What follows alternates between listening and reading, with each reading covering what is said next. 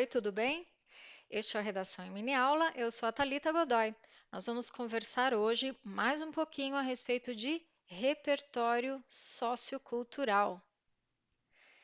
O repertório, se você bem se lembra do conceito, é tudo aquilo que compõe a sua visão de mundo, a sua percepção sobre aquilo que acontece ao seu redor, no mundo em que você vive, na sociedade na qual você está inserido.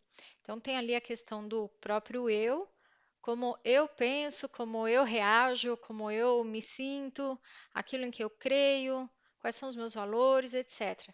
E tem o nós, porque eu estou inserido em diversos grupos, em alguns eu quero participar, ou até crio alguns grupos para que outros se juntem a mim, e em certas situações são grupos aos quais eu tenho que participar.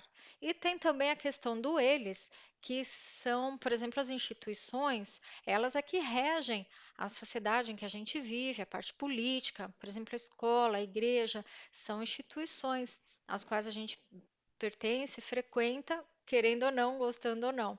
E essa visão de mundo, muita gente até comenta comigo, pergunta, né, algumas pessoas comentam, o que que tem a ver o repertório na redação? Se eu vou fazer uma redação de Enem, um vestibular, um processo seletivo qualquer, um concurso, por que o repertório é tão importante, já que ele não está explícito ali na prova, não é exatamente talvez uma questão de prova, ou pelo menos na redação, como que ele se manifesta? Ora, tudo aquilo que você utiliza para compor o seu repertório, ele vai te dar a percepção também de uma intertextualidade. Quando aquele autor que você está lendo faz referência a outro, quando há ali um uso de alguma referência desse tipo, você percebe que foi feito porque você tem conhecimento. Muitas vezes eu estou lendo alguma coisa que cita outra, assistindo um filme que faz alguma outra referência, eu não sei do que se trata, e imediatamente eu pego a minha canetinha, o lápis, o papel, anoto e depois eu vou buscar essa referência.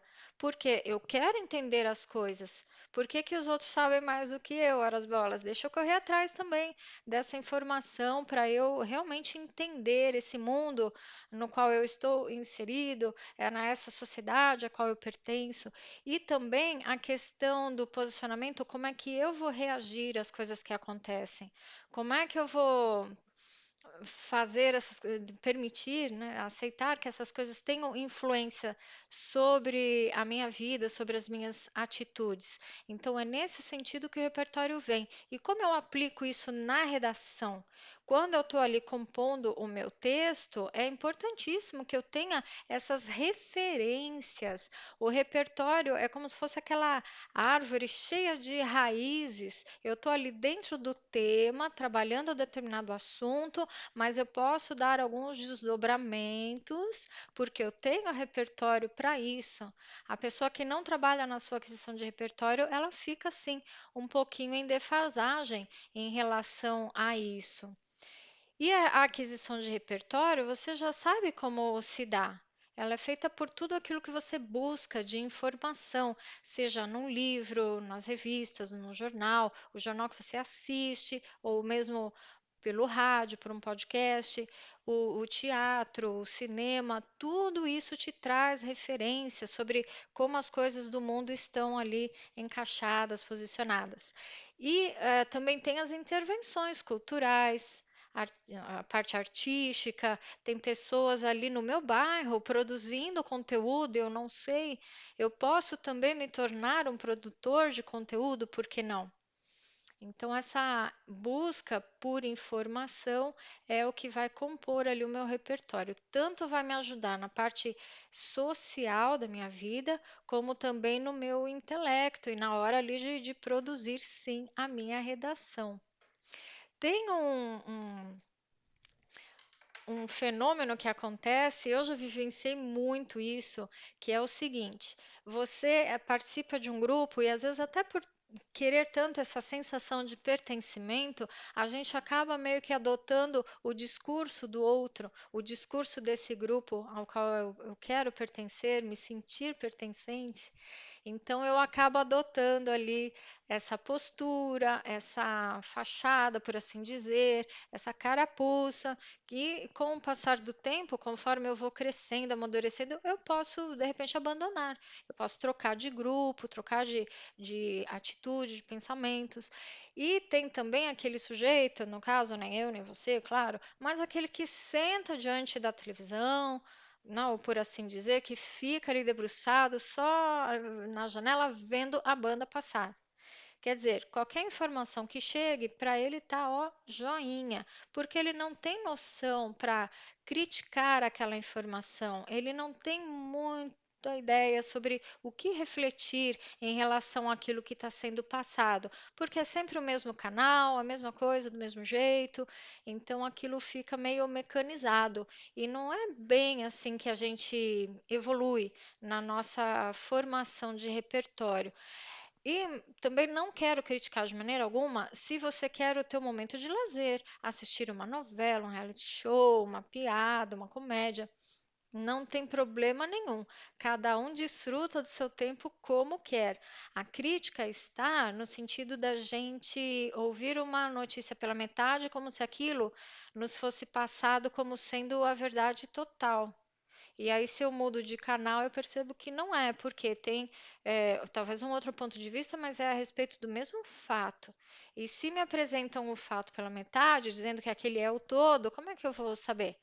Eu tenho que realmente olhar por cima do muro para ver o que que tem do lado de lá. A bolha informacional, ela está nesse sentido em relação à internet, em relação às pistas que a gente passa para os algoritmos, por assim dizer, para os mecanismos de busca, para eles nos trazerem informação. Então, é como se eu tivesse um cardápio e assinalasse ali, eu quero sobremesa.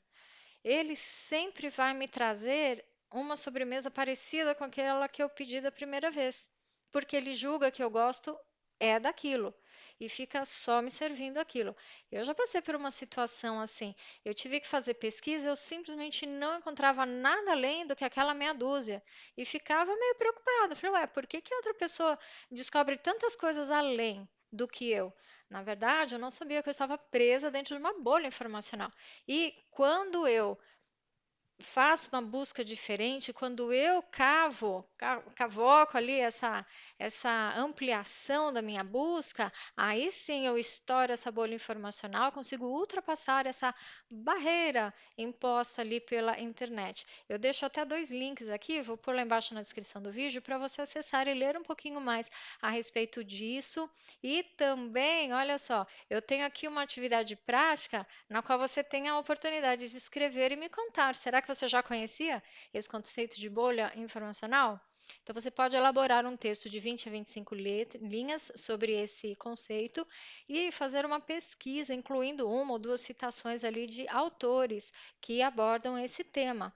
Eu gostaria muito que você fizesse essa redação, passasse para eu conhecer a sua opinião a respeito. Então, pode expressar ali no papel e eu sempre prometo nas nossas mini aulas te devolver um feedback construtivo para te acompanhar no seu desenvolvimento de texto. Eu quero que você, com essas mini aulas aí, consiga avançar, progredir na sua escrita para fazer uma excelente prova, construir aí um repertório útil para as tuas redações e para a tua vida social também.